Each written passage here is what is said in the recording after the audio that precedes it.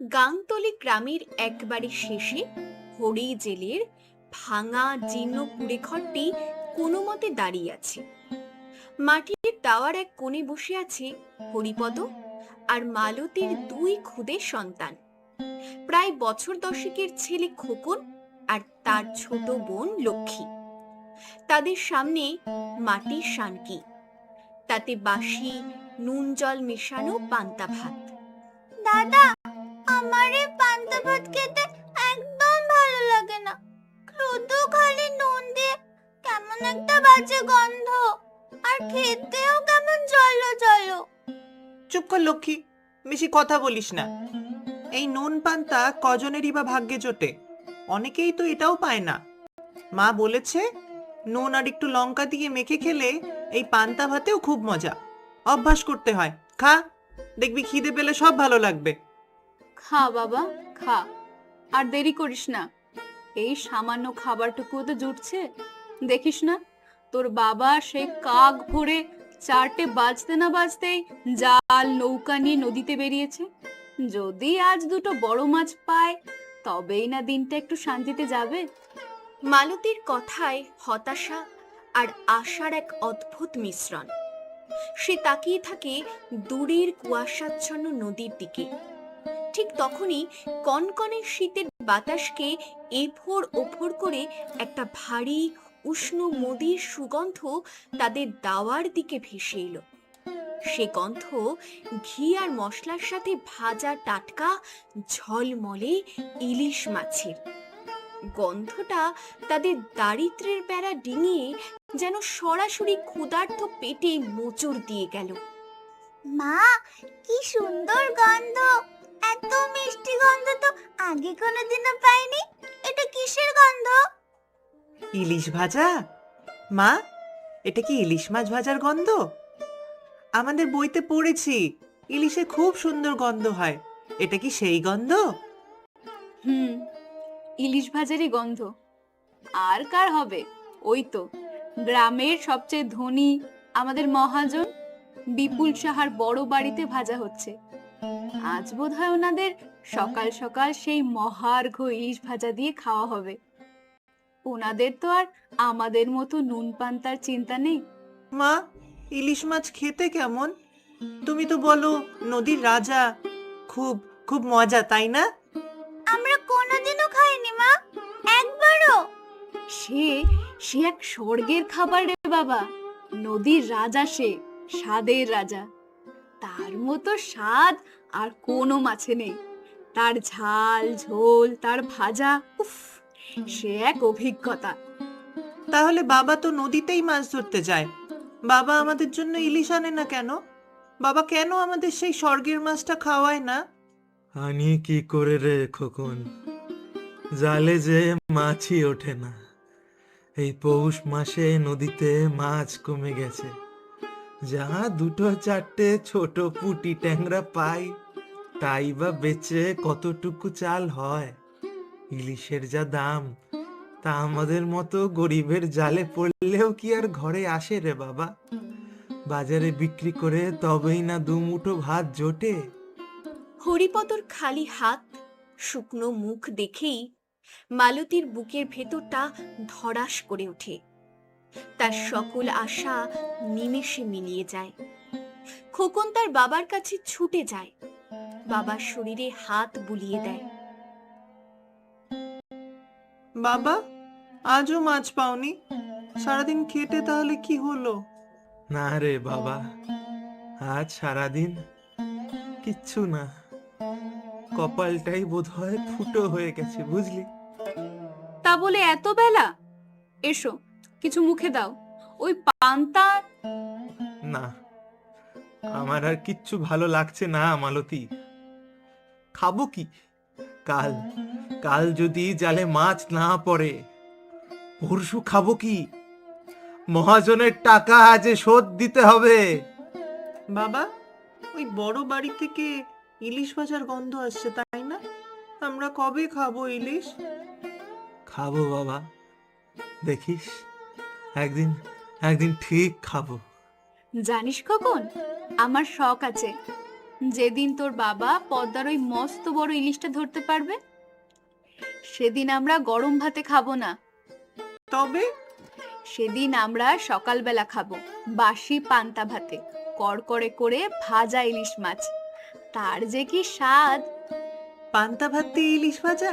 সত্যি সত্যি মা? তুমি তুমি ছেলের মনে আশা দিচ্ছ। কোথায় পাবো ইলিশ? ওই ওই বিপুল সাহারাই খাবে। আমাদের নুন পান্তাই ভরসা। খোকনের ছোট্ট মনে সেই দিন একটা স্বপ্ন গেঁথে গেল। সে ঠিক করেছে একদিন সে পান্তা ভাত দিয়েই ইলিশ ভাজা খাবে। কিন্তু সে জানে না তাদের কপালে কি অপেক্ষা করছে। দুদিন পরের সকাল, হরিপদর উঠোনে আজ যেন শ্মশানের নিস্তব্ধতা। কারণ আজ সেই দিন, মহাজনের টাকা শোধ করার শেষ দিন। কি গো, তুমি এখনো বসে আছো? নদীতে যাবে না? গিয়ে গিয়ে আর কি হবে মালতী? দুদিন ধরে তো একটাও মাছ পেলাম না। আজ আজ ওই বিপুল সাহা আসবে। আমার জাল, আমার নৌকা, সব সব। বাবা, ওই কে আসছে? অনেক লোক। হরিপদ দেখল গ্রামের সবচেয়ে ধনী মহাজন বিপুল সাহা তার লাঠিয়ালকে নিয়ে এগিয়ে আসছে। লোকটা যেন সাক্ষাৎ জম। কই রে হরি? এই হরি জেলে, বেটা ঘরে ঢুকে সেধে আছিস? বেরিয়ে আয়। বাবু, মহাজন, আমি আমি তুই তুই একটা পোকা, একটা কেঁচো। কি রে, আজ না আমার টাকা শোধ দেওয়ার কথা ছিল। কই কই দে, টাকা দে, 5,000 টাকা। মহাজন বাবু, আর কটা দিন সময় দেন। নদীতে এক ফোঁটা মাছ নেই। আমি আমি না খেয়ে আছি। আমরণ, না খেয়ে আছিস? তা আমি কি করব? আমি কি তোকে ভিক্ষে দিই? সুদের টাকা না দিতে পারিস, আসলটাও দিবি না? আমাদের মাফ করে দেন বাবু, ছেলে মেয়েগুলো ছোট। চুপ কর বেটি, তোর বরের সাথে কথা বলছি। কি রে হরি, টাকা দিবি না তোর ওই নৌকায় আমার লোক তুলে দেব? না না না না বাবু, নৌকাটা নেবেন না। ওটা গেলে আমরা না খেয়ে মরবো। আমি আপনার সব টাকা দিয়ে দেব। দিবি? কবে দিবি? মরে গেলে? শোন, তোকে আমি আর 3 দিন সময় দিলাম। এই 3 দিন এর মধ্যে যদি টাকা শোধ না হয়, তাহলে ওই জাল, ওই নৌকা দুটোই আমি টেনে আমার ঘাটে বেঁধে রাখবো। তখন এই গাংতলির নদীতে তোকে নামতে হবে না। যা ভিক্ষে করবি তখন। বিপুল সাহা আর তার লাঠিয়ালেরা চলে গেল। হরিপদ উঠোনের মাটিতে আছড়ে পড়ে কাঁদতে লাগলো। ভগবান, তুই এ কি করলে ভগবান? আমার নৌকাটাই যদি চলে যায়, আমি আমি কি করে বাঁচবো? ওঠো ওঠো বলছি, এখনো 3 দিন সময় আছে। ভগবান মুখ তুলে চাইবেই। ঘরের বেড়ার ফুটো দিয়ে এই সবটাই দেখছিল খোকন। সে তার বাবার অপমান, তার মায়ের চোখের জল সব দেখছিল। না, আমি বাবাকে হাঁটতে দেব না। সেই রাতে হরিপদর ঘরে উনুন জ্বলল না। খোকন লক্ষ্মী না খেয়েই ঘুমিয়ে পড়ল। কিন্তু খোকনের ঘুম এলো না। সে বেড়ার আড়াল থেকে বাবা মায়ের কথা শুনছিল। কি হবে গো, 3 দিনে 5,000 টাকা আমরা কোথায় পাবো? জানি না মালতী, জানি না। কপালে যা আছে তাই হবে। হয়তো হয়তো মরণই আছে। খোকন আর শুনতে পারল না। সে ঘর থেকে বেরিয়ে খোলা আকাশের নিচে ভাঙা তুলসী মঞ্চের সামনে গিয়ে হাত জোর করল। ঠাকুর, ও ঠাকুর, তুমি আছো? আমার আমার পান্তা ইলিশ খেতে হবে না, কিচ্ছু খেতে হবে না। তুমি শুধু শুধু বাবাকে একটা বড় মাছ পাইয়ে দাও। যেন বাবা মহাজনের টাকা শোধ করে নৌকাটা বাঁচাতে পারে। দেবে না, দেবে না ঠাকুর?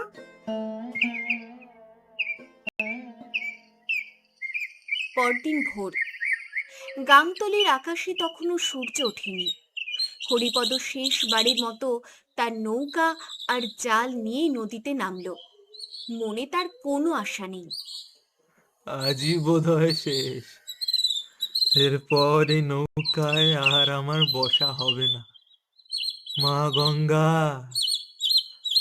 আজ যদি খালি হাতে ফিরাও, তবে মরণ ছাড়া আর গতি নাই। সকাল গড়িয়ে দুপুর, দুপুর গড়িয়ে বিকেল।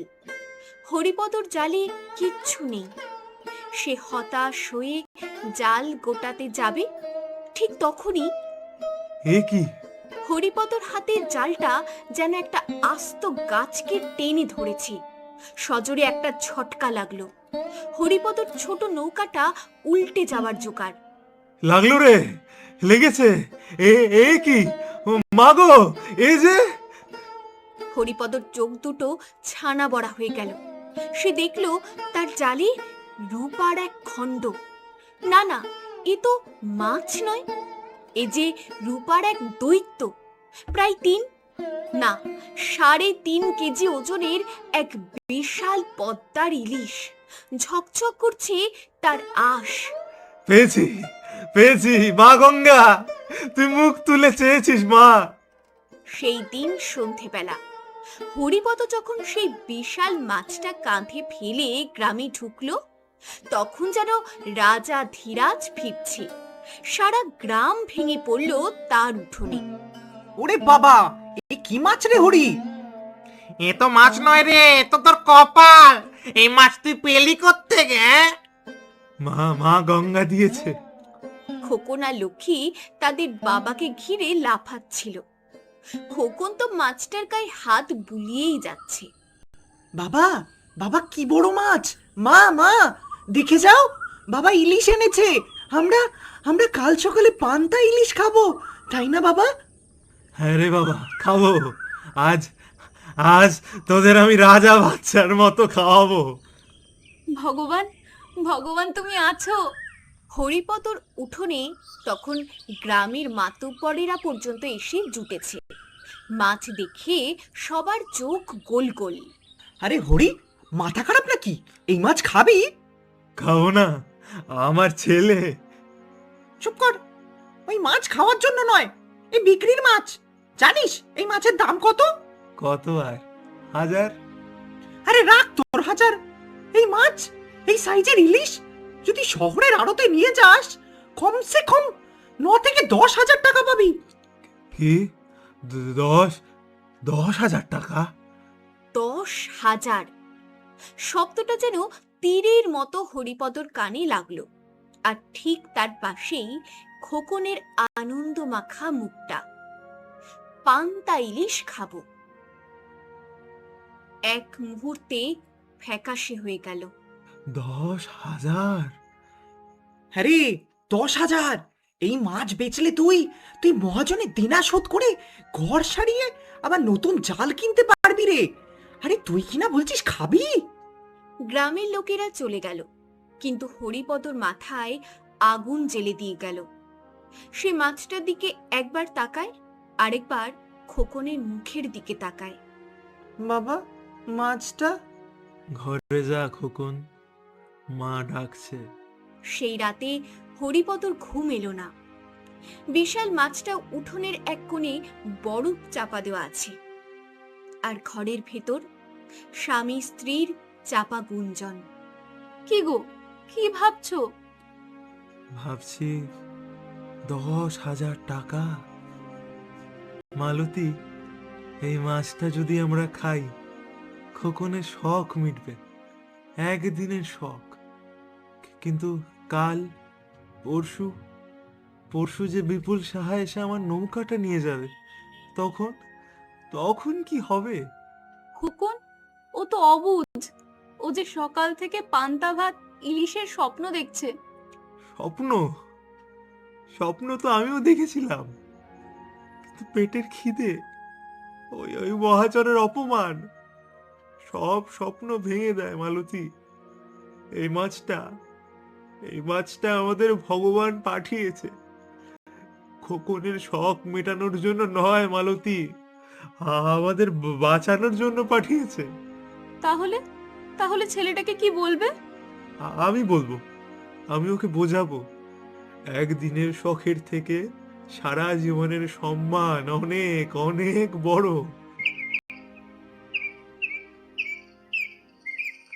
পরদিন ভোর, খোকন ঘুম থেকে উঠেই ছুটেছে রান্নাঘরের দিকে। সে ভাবছে মা হয়তো মাছ ভাজার জোগাড় করছে। মা, ও মা, পান্তা ভাত পেরেছো? মাছটা? সে দেখল রান্নাঘরে কিচ্ছু নেই। উঠোনে মাছটা যেমন ছিল তেমনই আছে, আর বাবা গম্ভীর হয়ে দাওয়ায় বসে আছে। খোকন, এদিকে আয় বাবা, আমার কাছে বস। খোকন ভয়ে ভয়ে বাবার পাশে গিয়ে বসলো। তোর তোর পান্তা ইলিশ খেতে খুব শখ, তাই না রে? হুম। আমারও শখ ছিল বাবা, তোকে খাওয়াবো, কিন্তু কিন্তু ভগবান বোধহয় অন্য কিছু চেয়েছেন, বুঝলি?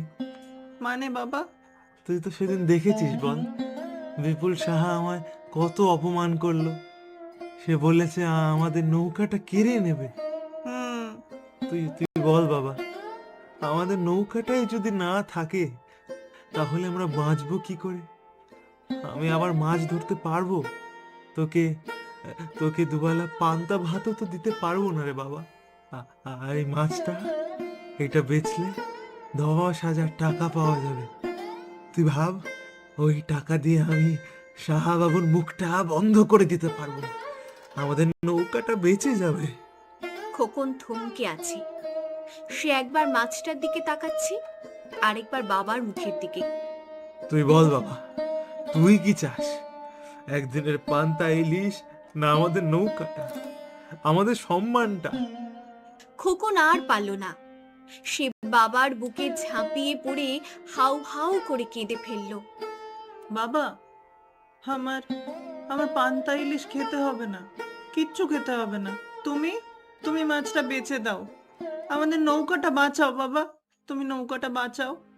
খোকন, আমার বাবারে, তুই তুই আজ আমায় বাঁচালি।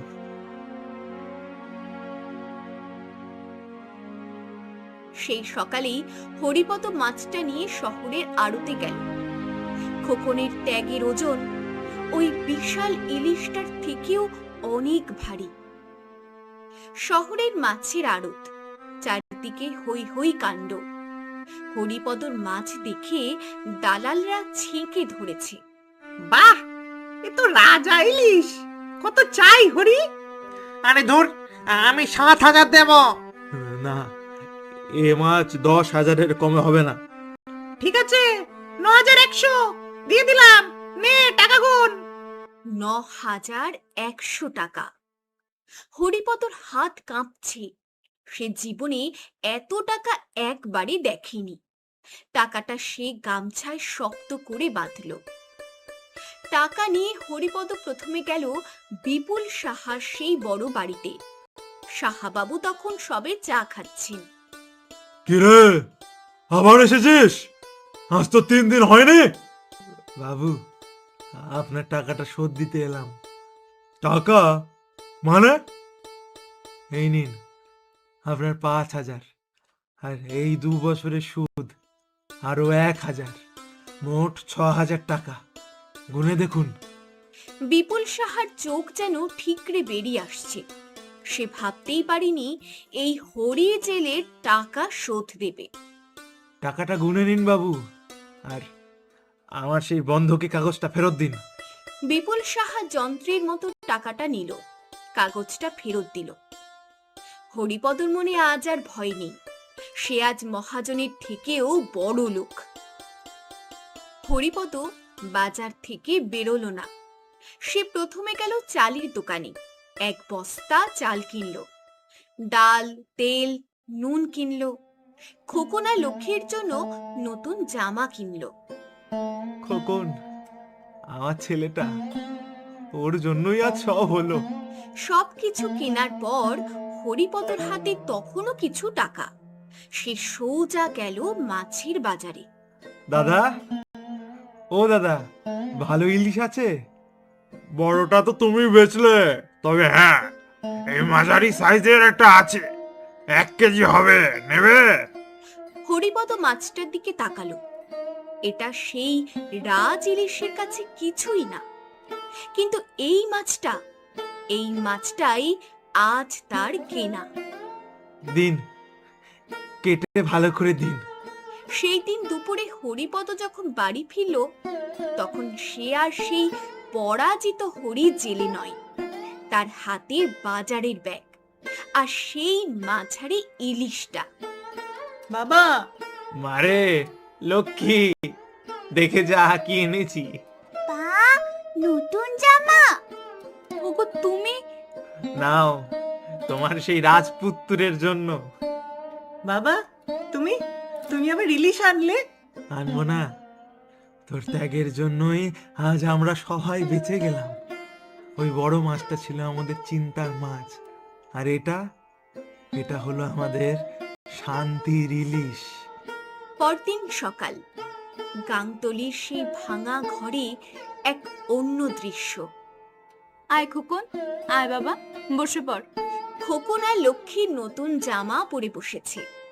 মালতী তাদের সামনে মাটির শানকিতে ধবধবে সাদা পান্তা ভাত বেড়ে দিল, আর তার পাশে গরম কড়কড়ে করে ভাজা সেই শান্তির ইলিশ।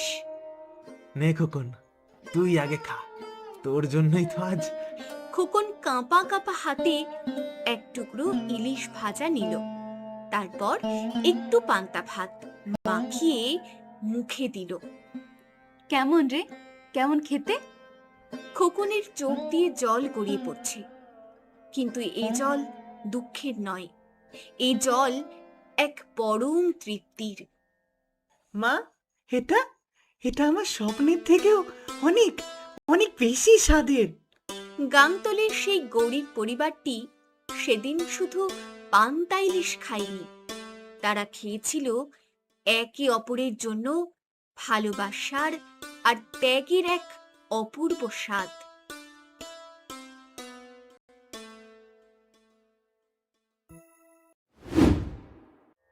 গাংতলী গ্রামের একবারে শেষে হরি জেলের ভাঙা জীর্ণ কুড়ে ঘরটি কোনো মতে দাঁড়িয়ে আছে।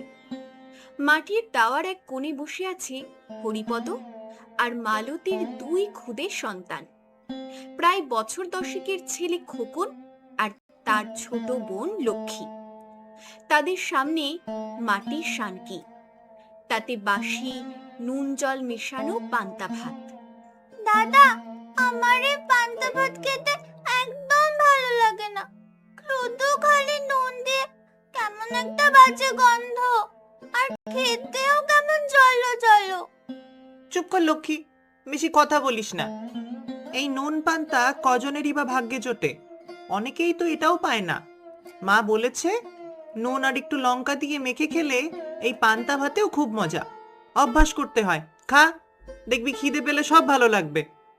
খা বাবা, খা, আর দেরি করিস না। এই সামান্য খাবারটুকুও তো জুটছে। দেখিস না, তোর বাবা সেই কাক ভরে 4টে বাজতে না বাজতেই জাল নৌকা নিয়ে নদীতে বেরিয়েছে। যদি আজ 2টো বড় মাছ পায়, তবেই না দিনটা একটু শান্তিতে যাবে। মালতীর কথায় হতাশা আর আশার এক অদ্ভুত মিশ্রণ। সে তাকিয়ে থাকে দূরের কুয়াশাচ্ছন্ন নদীর দিকে। ঠিক তখনই কনকনে শীতের বাতাসকে এফোর ওফোর করে একটা ভারী উষ্ণ মদির সুগন্ধ তাদের দাওয়ার দিকে ভেসে এলো।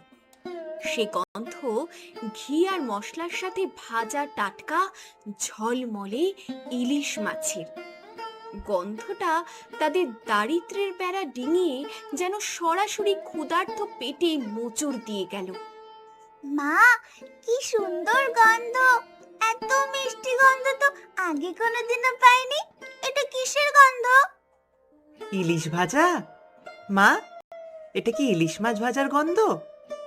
আমাদের বইতে পড়েছি ইলিশে খুব সুন্দর গন্ধ হয়। এটা কি সেই গন্ধ? হুম, ইলিশ ভাজারই গন্ধ। আর কার হবে? ওই তো গ্রামের সবচেয়ে ধনী আমাদের মহাজন বিপুল সাহার বড় বাড়িতে ভাজা হচ্ছে। আজ বোধহয় ওনাদের সকাল সকাল সেই মহার্ঘ ইলিশ ভাজা দিয়ে খাওয়া হবে। ওনাদের তো আর আমাদের মতো নুন পান্তার চিন্তা নেই। মা, ইলিশ মাছ খেতে কেমন? তুমি তো বলো নদীর রাজা, খুব খুব মজা, তাই না? আমরা কোনোদিনও খাইনি মা, একবারও। সে সে এক স্বর্গের খাবার রে বাবা। নদীর রাজা, সে স্বাদের রাজা। তার মতো স্বাদ আর কোনো মাছে নেই। তার ঝাল ঝোল, তার ভাজা, উফ, সে এক অভিজ্ঞতা। তাহলে বাবা তো নদীতেই মাছ ধরতে যায়, বাবা আমাদের জন্য ইলিশ আনে না কেন? বাবা কেন আমাদের সেই স্বর্গের মাছটা খাওয়ায় না? আনি কি করে রে খোকন, জালে যে মাছই ওঠে না। এই পৌষ মাসে নদীতে মাছ কমে গেছে। যা দুটো চারটে ছোট পুঁটি ট্যাংরা পাই, তাই বা বেচে কতটুকু চাল হয়? ইলিশের যা দাম, তা আমাদের মতো গরিবের জালে পড়লেও কি আর ঘরে আসে রে বাবা? বাজারে বিক্রি করে তবেই না দুমুঠো ভাত জোটে। হরিপদর খালি হাত, শুকনো মুখ দেখেই মালতীর বুকের ভেতরটা ধড়াস করে ওঠে। তার সকল আশা নিমেষে মিলিয়ে যায়। খোকন তার বাবার কাছে ছুটে যায়, বাবার শরীরে হাত বুলিয়ে দেয়। বাবা, আজও মাছ পাওনি? সারাদিন খেটে তাহলে কি হলো? না রে বাবা, আজ সারাদিন কিচ্ছু না। কপালটাই বোধহয় ফুটো হয়ে গেছে, বুঝলি? তা বলে এত বেলা? এসো, কিছু মুখে দাও। ওই পান্তা। না, আমার আর কিচ্ছু ভালো লাগছে না মালতী। খাবো কি? কাল কাল যদি জালে মাছ না পড়ে, পরশু খাবো কি? মহাজনের টাকা আজ শোধ দিতে হবে। বাবা, ওই বড় বাড়ি থেকে ইলিশ ভাজার গন্ধ আসছে, তাই না? আমরা কবে খাবো ইলিশ? খাবো বাবা, দেখিস, একদিন একদিন ঠিক খাবো। জানিস খোকন, আমার শখ আছে, যেদিন তোর বাবা পদ্মার ওই মস্ত বড় ইলিশটা ধরতে পারবে, সেদিন আমরা গরম ভাতে খাবো না। তবে সেদিন আমরা সকালবেলা খাবো বাসি পান্তা ভাতে, কড়কড়ে করে ভাজা ইলিশ মাছ। তার যে কি স্বাদ! পান্তা ভাত দিয়ে ইলিশ ভাজা? সত্যি সত্যি মা? তুমি তুমি ছেলের মনে আশা দিচ্ছ। কোথায় পাবো ইলিশ? ওই ওই বিপুল সাহারাই খাবে। আমাদের নুন পান্তাই ভরসা। খোকনের ছোট্ট মনে সেই দিন একটা স্বপ্ন গেঁথে গেল। সে ঠিক করেছে একদিন সে পান্তা ভাত দিয়েই ইলিশ ভাজা খাবে। কিন্তু সে জানে না তাদের কপালে কি অপেক্ষা করছে। দুদিন পরের সকাল, হরিপদর উঠোনে আজ যেন শ্মশানের নিস্তব্ধতা। কারণ আজ সেই দিন, মহাজনের টাকা শোধ করার শেষ দিন। কি গো, তুমি এখনো বসে আছো? নদীতে যাবে না? গিয়ে গিয়ে আর কি হবে মালতী? দুদিন ধরে তো একটাও মাছ পেলাম না। আজ আজ ওই বিপুল সাহা আসবে। আমার জাল, আমার নৌকা, সব সব। বাবা, ওই কে আসছে, অনেক লোক। হরিপদ দেখল গ্রামের সবচেয়ে ধনী মহাজন বিপুল সাহা তার লাঠিয়ালকে নিয়ে এগিয়ে আসছে। লোকটা যেন সাক্ষাৎ জম। কই রে হরি? হরি জেলে বেটা, ঘরে ঢুকে সেধে আছিস? বেরিয়ে আয়। বাবু, মহাজন, আমি আমি তুই তুই একটা পোকা, একটা কেঁচো। কি রে, আজ না আমার টাকা শোধ দেওয়ার কথা ছিল। কই কই দে, টাকা দে, 5,000 টাকা। মহাজন, বাবু, আর কটা দিন সময় দেন। নদীতে এক ফোঁটা মাছ নেই। আমি আমি না খেয়ে আছি। মরণ, না খেয়ে আছিস? তা আমি কি করব? আমি কি তোকে ভিক্ষে দিই? সুদের টাকা না দিতে পারিস, আসলটাও দিবি না? আমাদের মাফ করে দেন বাবু, ছেলে মেয়েগুলো ছোট। চুপ কর বেটি, তোর বরের সাথে কথা বলছি। কি রে হরি, টাকা দিবি না তোর এই নৌকায় আমার লোক তুলে দেব? না না না না বাবু, নৌকাটা নেবেন না। ওটা গেলে আমরা না খেয়ে মরবো। আমি আপনার সব টাকা দিয়ে দেব। দিবি? কবে দিবি? মরে গেলে? শোন, তোকে আমি আর 3 দিন সময় দিলাম। এই 3 দিন এর মধ্যে যদি টাকা শোধ না হয়, তাহলে ওই জাল, ওই নৌকা দুটোই আমি টেনে আমার ঘাটে বেঁধে রাখবো। তখন এই গাংতলী নদীতে তোকে নামতে হবে না। যা ভিক্ষে করবি তখন। বিপুল সাহা আর তার লাঠিয়ালেরা চলে গেল। হরিপদ উঠোনের মাটিতে আছড়ে পড়ে কাঁদতে লাগলো। ভগবান, তুই এ কি করলে ভগবান? আমার নৌকাটাই যদি চলে যায়, আমি কি করে বাঁচবো? ওঠো ওঠো বলছি, এখনো 3 দিন সময় আছে, ভগবান মুখ তুলে চাইবেই। ঘরের বেড়ার ফুটো দিয়ে এই সবটাই দেখছিল খোকন। সে তার বাবার অপমান, তার মায়ের চোখের জল সব দেখছিল। না, আমি বাবাকে হাঁটতে দেব না। সেই রাতে হরিপদর ঘরে উনুন জ্বলল না। খোকন লক্ষ্মী না খেয়ে ঘুমিয়ে পড়ল। কিন্তু খোকনের ঘুম এলো না। সে বেড়ার আড়াল থেকে বাবা মায়ের কথা শুনছিল। কি হবে গো, 3 দিনে 5,000 টাকা আমরা কোথায় পাবো? জানি না মালতী, জানি না। কপালে যা আছে তাই হবে। হয়তো হয়তো মরণই আছে। খোকন আর শুনতে পারল না। সে ঘর থেকে বেরিয়ে খোলা আকাশের নিচে ভাঙা তুলসী মঞ্চের সামনে গিয়ে হাত জোড় করল। ঠাকুর, ও ঠাকুর, তুমি আছো? আমার পান্তা ইলিশ খেতে হবে না, কিচ্ছু খেতে হবে না। তুমি শুধু বাবাকে একটা বড় মাছ পাইয়ে দাও, যেন বাবা মহাজনের টাকা শোধ করে নৌকাটা বাঁচাতে পারে। দেবে না ঠাকুর?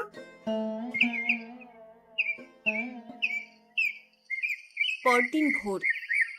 গাংতলীর আকাশে তখনও সূর্য ওঠেনি। হরিপদ শেষবারের মতো তার নৌকা আর জাল নিয়ে নদীতে নামল। মনে তার কোনো আশা নেই। আজই বোধহয় শেষ। এরপর এই নৌকায় আর আমার বসা হবে না। মা গঙ্গা, আজ যদি খালি হাতে ফিরাও, তবে মরণ ছাড়া আর গতি নাই। সকাল গড়িয়ে দুপুর, দুপুর গড়িয়ে বিকেল। হরিপদর জালে কিচ্ছু নেই। সে হতাশ হয়ে জাল গোটাতে যাবে, ঠিক তখনই এ কি? হরিপদর হাতের জালটা যেন একটা আস্ত গাছকে টেনে ধরেছে। সজোরে একটা ঝটকা লাগলো। হরিপদর ছোট নৌকাটা উল্টে যাওয়ার জোগাড়। লাগলো রে, লেগেছে। এ কি মাগো, এই যে! হরিপদর চোখ দুটো ছানা বড়া হয়ে গেল। সে দেখল তার জালে রূপার এক খণ্ড। না না, এ তো মাছ নয়, এ যে রূপার এক দৈত্য। প্রায় 3.5 কেজি ওজনের এক বিশাল পদ্মার ইলিশ। ঝকঝক করছে তার আঁশ। পেয়েছি মা গঙ্গা, তুই মুখ তুলে চেয়েছিস মা। সেই দিন সন্ধেবেলা হরিপদ যখন সেই বিশাল মাছটা কাঁধে ফেলে গ্রামে ঢুকলো, তখন যেন রাজা ধীরাজ ফিরছে। সারা গ্রাম ভেঙে পড়ল তার উঠোনে। ওরে বাবা, এ কি মাছ রে হরি? এ তো মাছ নয় রে, এ তো তোর কপাল। এই মাছ তুই পেলি কোত্থেকে? মা গঙ্গা দিয়েছে। খোকন আর লক্ষ্মী তাদের বাবাকে ঘিরে লাফাচ্ছিল। খোকন তো মাছটার গায়ে হাত বুলিয়েই যাচ্ছে। বাবা, কি বড় মাছ! মা, দেখে যাও, বাবা ইলিশ এনেছে। আমরা আমরা কাল সকালে পান্তা ইলিশ খাবো, তাই না বাবা? হ্যাঁ রে বাবা, খাবো। আজ আজ তোদের আমি রাজা বাচ্চার মতো খাওয়াবো। ভগবান, ভগবান তুমি আছো। হরিপদর উঠোনে তখন গ্রামের মাতুব্বরেরা পর্যন্ত এসে জুটেছে। মাছ দেখে সবার চোখ গোল গোল। আরে হরি, মাথা খারাপ নাকি? এই মাছ খাবি? খাবো না, আমার ছেলে। চুপ কর, ওই মাছ খাওয়ার জন্য নয়, এই বিক্রির মাছ। জানিস এই মাছের দাম কত? কত আর? 1000? আরে রাখ তোর হাজার। এই মাছ, এই সাইজের ইলিশ যদি শহরের আড়তে নিয়ে যাস, কমসে কম 9 থেকে 10,000 টাকা পাবি। কি? 10,000 টাকা? 10,000 শব্দটা যেন তীরের মতো হরিপদর কানে লাগলো। আর ঠিক তার পাশেই খোকনের আনন্দ মাখা মুখটা। পান্তা ইলিশ খাবো। এক মুহূর্তে ফ্যাকাশে হয়ে গেল। 10,000? হ্যাঁ রে, 10,000। এই মাছ বেচলে তুই তুই মহাজনের দেনা শোধ করে ঘর সারিয়ে আবার নতুন জাল কিনতে পারবি রে। আরে তুই কিনা বলছিস খাবি? গ্রামের লোকেরা চলে গেল, কিন্তু হরিপদর মাথায় আগুন জ্বেলে দিয়ে গেল। সে মাছটার দিকে একবার তাকায়, আরেকবার খোকনের মুখের দিকে তাকায়। বাবা, মাছটা? ঘরে যা খোকন, মা ডাকছে। সেই রাতে হরিপদর ঘুম এলো না। বিশাল মাছটা উঠোনের এক কোণে বরফ চাপা দেওয়া আছে, আর ঘরের ভেতর স্বামী স্ত্রীর চাপা গুঞ্জন। কি গো, কি ভাবছো? ভাবছি 10,000 টাকা। মালতী, এই মাছটা যদি আমরা খাই, খোকনের শখ মিটবে, একদিনের শখ। কিন্তু কাল, পরশু পরশু যে বিপুল সাহা এসে আমার নৌকাটা নিয়ে যাবে, তখন তখন কি হবে? খোকন, ও তো অবুঝ। ও যে সকাল থেকে পান্তা ভাত ইলিশের স্বপ্ন দেখছে। স্বপ্ন? স্বপ্ন তো আমিও দেখেছিলাম, কিন্তু পেটের খিদে, ওই ওই মহাজনের অপমান সব স্বপ্ন ভেঙে দেয় মালতী। এই মাছটা আমাদের ভগবান পাঠিয়েছে, খোকনের শখ মেটানোর জন্য নয় মালতী, আমাদের বাঁচানোর জন্য পাঠিয়েছে। তাহলে তাহলে ছেলেটাকে কি বলবে? আমি বলবো, আমি ওকে বোঝাবো, একদিনের শখের থেকে সারা জীবনের সম্মান অনেক অনেক বড়। পরদিন ভোর, খোকন ঘুম থেকে উঠেই ছুটেছে রান্নাঘরের দিকে। সে ভাবছে মা হয়তো মাছ ভাজার জোগাড় করছে। মা, ও মা, পান্তা ভাত পেরেছো? মাছটা? সে দেখলো রান্নাঘরে কিচ্ছু নেই।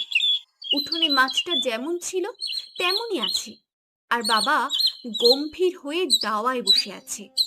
খোকন, এদিকে আয় বাবা, আমার কাছে বস। খোকন ভয়ে ভয়ে বাবার পাশে গিয়ে বসলো। তোর তোর পান্তা ইলিশ খেতে খুব শখ, তাই না রে? আমারও শখ ছিল বাবা, তোকে খাওয়াবো, কিন্তু কিন্তু ভগবান বোধহয় অন্য কিছু চেয়েছেন, বুঝলি? মানে বাবা? তুই তো সেদিন দেখেছিস, বল, বিপুল সাহা আমায় কত অপমান করলো। সে বলেছে আমাদের নৌকাটা কেড়ে নেবে। তুই বল বাবা, আমাদের নৌকাটাই যদি না থাকে, তাহলে আমরা বাঁচবো কি করে? আমি আবার মাছ ধরতে পারবো? তোকে তোকে দুবেলা পান্তা ভাতও তো দিতে পারবো না রে বাবা। আর এই মাছটা, এটা বেচলে 10,000 টাকা পাওয়া যাবে। তুই ভাব, ওই টাকা দিয়ে আমি সাহা বাবুর মুখটা বন্ধ করে দিতে পারবো, আমাদের নৌকাটা বেঁচে যাবে। খোকন থমকে আছে। সে একবার মাছটার দিকে তাকাচ্ছে, আরেকবার বাবার মুখের দিকে। তুই বল বাবা, তুই কি চাস? একদিনের পান্তা ইলিশ, না আমাদের নৌকাটা, আমাদের সম্মানটা? খোকন আর পারল না। সে বাবার বুকে ঝাঁপিয়ে পড়ে হাউ হাউ করে কেঁদে ফেলল। বাবা, আমার আমার পান্তা ইলিশ খেতে হবে না, কিচ্ছু খেতে হবে না। তুমি তুমি মাছটা বেচে দাও, আমাদের নৌকাটা বাঁচাও বাবা, তুমি নৌকাটা বাঁচাও। খোকন, আমার বাবারে, তুই তুই আজ আমায় বাঁচালি।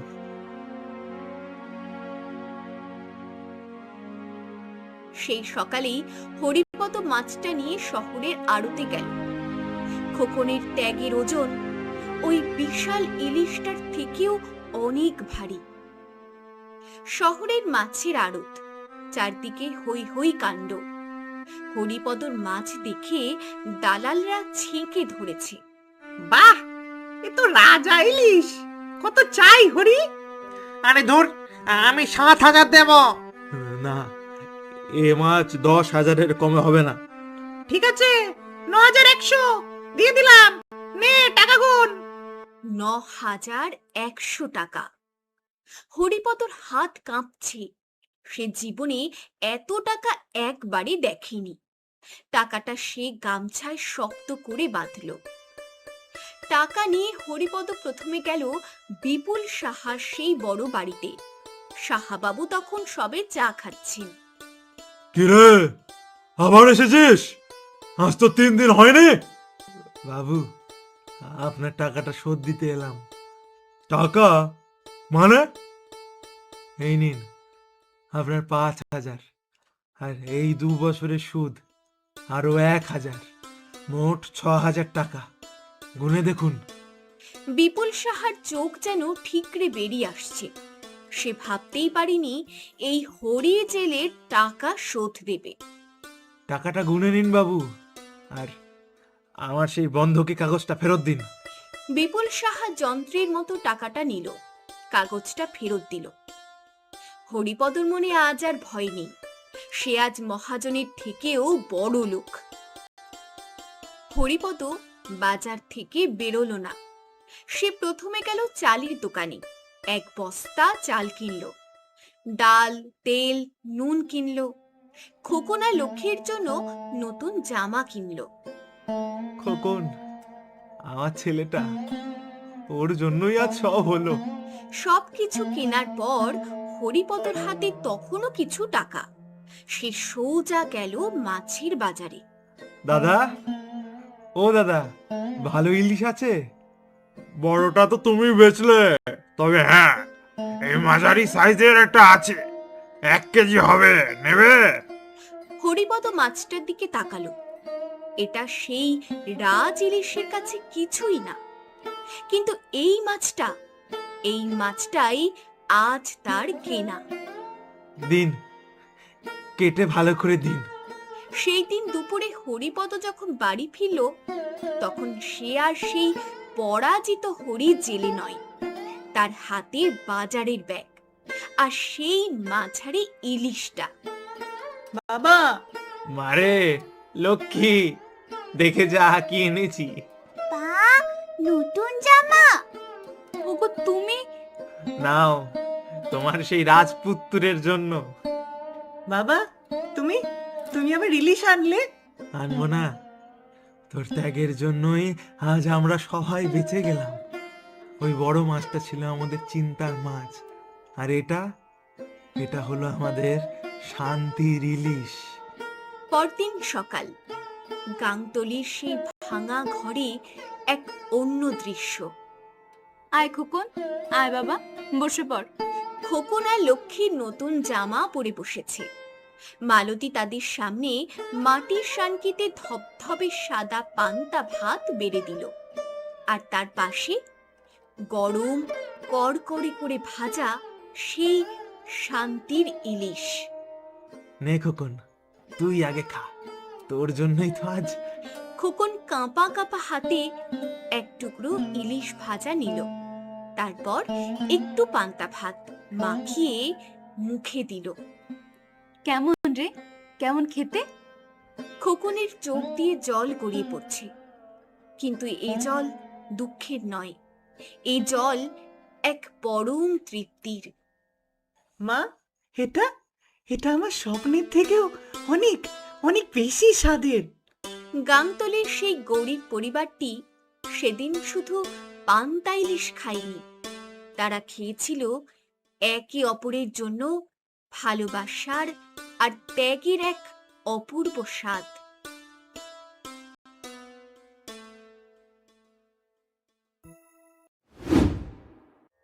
গাংতলী গ্রামের একবারে শেষে হরি জেলের ভাঙা জীর্ণ কুড়েঘরটি কোনো মতে দাঁড়িয়ে আছে। মাটির দাওয়ার এক কোণে বসে আছে হরিপদ আর মালতীর দুই খুদে সন্তান, প্রায় বছর দশেকের ছেলে খোকন আর তার ছোট বোন লক্ষ্মী। তাদের সামনে মাটির শানকি, তাতে বাসি নুন জল মেশানো পান্তা ভাত। দাদা, আমার এই পান্তা ভাত খেতে একদম ভালো লাগে না। শুধু খালি নুন দিয়ে কেমন একটা বাজে গন্ধ, আর খেতেও কেমন জলো জলো। চুপ কর লক্ষ্মী, বেশি কথা বলিস না। এই নুন পান্তা কজনেরই বা ভাগ্যে জোটে, অনেকেই তো এটাও পায় না। মা বলেছে নুন আর একটু লঙ্কা দিয়ে মেখে খেলে এই পান্তা ভাতেও খুব মজা। অভ্যাস করতে হয়, খা, দেখবি খিদে পেলে সব ভালো লাগবে। খা বাবা, খা, আর দেরি করিস না। এই সামান্য খাবারটুকু তো জুটছে। দেখিস না তোর বাবা সেই কাক ভরে 4টে বাজতে না বাজতেই জাল নৌকা নিয়ে নদীতে বেরিয়েছে।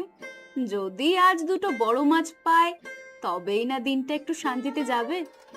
মালতীর কথায় হতাশা আর আশার এক অদ্ভুত মিশ্রণ। সে তাকিয়ে থাকে দূরের কুয়াশাচ্ছন্ন নদীর দিকে। ঠিক তখনই কনকনে শীতের বাতাসকে এফোর ওফোর করে একটা ভারী উষ্ণ মদির সুগন্ধ তাদের দাওয়ার দিকে ভেসে এলো। সে গন্ধ ঘি আর মশলার সাথে ভাজা টাটকা ঝলমলে ইলিশ মাছের। গন্ধটা তাদের দারিদ্র্যের বেড়া ডিঙিয়ে যেন সরাসরি ক্ষুধার্ত পেটে মোচড় দিয়ে গেল। মা, কি সুন্দর গন্ধ! এত মিষ্টি গন্ধ তো আগে কোনোদিনও পাইনি। এটা কিসের গন্ধ? ইলিশ ভাজা। মা, এটা কি ইলিশ মাছ ভাজার গন্ধ? আমাদের বইতে পড়েছি ইলিশে খুব সুন্দর গন্ধ হয়। এটা কি সেই গন্ধ? হুম, ইলিশ ভাজারই গন্ধ। আর কার হবে? ওই তো গ্রামের সবচেয়ে ধনী আমাদের মহাজন বিপুল সাহার বড় বাড়িতে ভাজা হচ্ছে। আজ বোধহয় ওনাদের সকাল সকাল সেই মহার্ঘ ইলিশ ভাজা দিয়ে খাওয়া হবে। ওনাদের তো আর আমাদের মতো নুন পান্তার চিন্তা নেই। মা, ইলিশ মাছ খেতে কেমন? তুমি তো বলো নদীর রাজা, খুব খুব মজা, তাই না? আমরা কোনোদিনও খাইনি মা, একবারও। সে সে এক স্বর্গের খাবার রে বাবা। নদীর রাজা, সে স্বাদের রাজা। তার মতো স্বাদ আর কোনো মাছে নেই। তার ঝাল ঝোল, তার ভাজা, উফ, সে এক অভিজ্ঞতা। তাহলে বাবা তো নদীতেই মাছ ধরতে যায়, বাবা আমাদের জন্য ইলিশ আনে না কেন? বাবা কেন আমাদের সেই স্বর্গের মাছটা খাওয়ায় না? আনি কি করে রে খোকন, জালে যে মাছই ওঠে না। এই পৌষ মাসে নদীতে মাছ কমে গেছে। যা 2-4টে ছোট পুঁটি ট্যাংরা পাই, তাই বা বেচে কতটুকু চাল হয়। ইলিশের যা দাম, তা আমাদের মতো গরিবের জালে পড়লেও কি আর ঘরে আসে রে বাবা? বাজারে বিক্রি করে তবেই না 2 মুঠো ভাত জোটে। হরিপদর খালি হাত, শুকনো মুখ দেখেই মালতীর বুকের ভেতরটা ধড়াস করে ওঠে। তার সকল আশা নিমেষে মিলিয়ে যায়। খোকন তার বাবার কাছে ছুটে যায়, বাবার শরীরে হাত বুলিয়ে দেয়। বাবা, আজও মাছ পাওনি? সারাদিন খেটে তাহলে কি হলো? না রে বাবা, আজ সারাদিন কিচ্ছু না। কপালটাই বোধহয় ফুটো হয়ে গেছে, বুঝলি? তা বলে এত বেলা? এসো, কিছু মুখে দাও। ওই পান্তা। না, আমার আর কিচ্ছু ভালো লাগছে না মালতী। খাবো কি? কাল কাল যদি জালে মাছ না পড়ে, পরশু খাবো কি? মহাজনের টাকা আজ শোধ দিতে হবে। বাবা, ওই বড় বাড়ি থেকে ইলিশ ভাজার গন্ধ আসছে, তাই না? আমরা কবে খাবো ইলিশ? খাবো বাবা, দেখিস, একদিন একদিন ঠিক খাবো। জানিস খোকন, আমার শখ আছে, যেদিন তোর বাবা পদ্মার ওই মস্ত বড় ইলিশটা ধরতে পারবে, সেদিন আমরা গরম ভাতে খাবো না, তবে সেদিন আমরা সকালবেলা খাবো বাসি পান্তা ভাতে, কড়কড়ে করে ভাজা ইলিশ মাছ, তার যে কি স্বাদ। পান্তা ভাত দিয়ে ইলিশ ভাজা?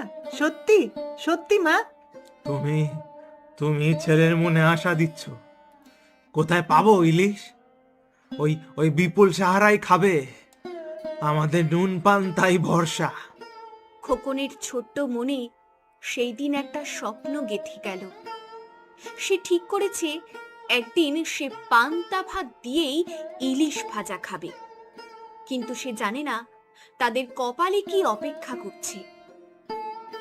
দুদিন পরের সকাল, হরিপদর উঠোনে আজ যেন শ্মশানের নিস্তব্ধতা, কারণ আজ সেই দিন, মহাজনের টাকা শোধ করার শেষ দিন। কি গো, তুমি এখনো বসে আছো, নদীতে যাবে না? গিয়ে গিয়ে আর কি হবে মালতী? দুদিন ধরে তো একটাও মাছ পেলাম না। আজ আজ ওই বিপুল সাহা আসবে, আমার জাল, আমার নৌকা, সব সব। বাবা, ওই কে আসছে, অনেক লোক। হরিপদ দেখল গ্রামের সবচেয়ে ধনী মহাজন বিপুল সাহা তার লাঠিয়ালকে নিয়ে এগিয়ে আসছে। লোকটা যেন সাক্ষাৎ জম। কই রে হরি? এই হরি জেলে, বেটা ঘরে ঢুকে সেধে আছিস? বেরিয়ে আয়। বাবু, মহাজন, আমি আমি তুই তুই একটা পোকা, একটা কেঁচো। কি রে, আজ না আমার টাকা শোধ দেওয়ার কথা ছিল। কই কই দে, টাকা দে, 5,000 টাকা। মহাজন, বাবু, আর কটা দিন সময় দেন। নদীতে এক ফোঁটা মাছ নেই, আমি আমি না খেয়ে আছি। মরণ, না খেয়ে আছিস? তা আমি কি করব? আমি কি তোকে ভিক্ষে দিই? সুদের টাকা না দিতে পারিস, আসলটাও দিবি না? আমাদের মাফ করে দেন বাবু, ছেলে মেয়েগুলো ছোট। চুপ কর বেটি, তোর বরের সাথে কথা বলছি। কি রে হরি, টাকা দিবি না তোর ওই নৌকায় আমার লোক তুলে দেব? না না না না বাবু, নৌকাটা নেবেন না। ওটা গেলে আমরা না খেয়ে মরবো। আমি আপনার সব টাকা দিয়ে দেব। দিবি? কবে দিবি? মরে গেলে? শোন, তোকে আমি আর 3 দিন সময় দিলাম। এই 3 দিন এর মধ্যে যদি টাকা শোধ না হয়, তাহলে ওই জাল, ওই নৌকা দুটোই আমি টেনে আমার ঘাটে বেঁধে রাখবো। তখন এই গাংতলির নদীতে তোকে নামতে হবে না। যা ভিক্ষে করবি তখন। বিপুল সাহা আর তার লাঠিয়ালেরা চলে গেল। হরিপদ উঠোনের মাটিতে আছড়ে পড়ে কাঁদতে লাগলো। ভগবান, তুই এ কি করলে ভগবান? আমার নৌকাটাই যদি চলে যায়, আমি আমি কি করে বাঁচবো? ওঠো ওঠো বলছি, এখনো 3 দিন সময় আছে, ভগবান মুখ তুলে চাইবেই। ঘরের বেড়ার ফুটো দিয়ে এই সবটাই দেখছিল খোকন। সে তার বাবার অপমান, তার মায়ের চোখের জল সব দেখছিল। না, আমি বাবাকে হাঁটতে দেব না। সেই রাতে হরিপদর ঘরে উনুন জ্বলল না। খোকন লক্ষ্মী না খেয়ে ঘুমিয়ে পড়ল, কিন্তু খোকনের ঘুম এলো না। সে বেড়ার আড়াল থেকে বাবা মায়ের কথা শুনছিল। কি হবে গো, 3 দিনে 5,000 টাকা আমরা কোথায় পাবো? জানি না মালতী, জানি না। কপালে যা আছে তাই হবে, হয়তো হয়তো মরণই আছে। খোকন আর শুনতে পারল না। সে ঘর থেকে বেরিয়ে খোলা আকাশের নিচে ভাঙা তুলসী মঞ্চের সামনে গিয়ে হাত জোড় করল। ঠাকুর, ও ঠাকুর, তুমি আছো? আমার আমার পান্তা ইলিশ খেতে হবে না, কিচ্ছু খেতে হবে না। তুমি শুধু শুধু বাবাকে একটা বড় মাছ পাইয়ে দাও, যেন বাবা মহাজনের টাকা শোধ করে নৌকাটা বাঁচাতে পারে। দেবে না, দেবে না ঠাকুর?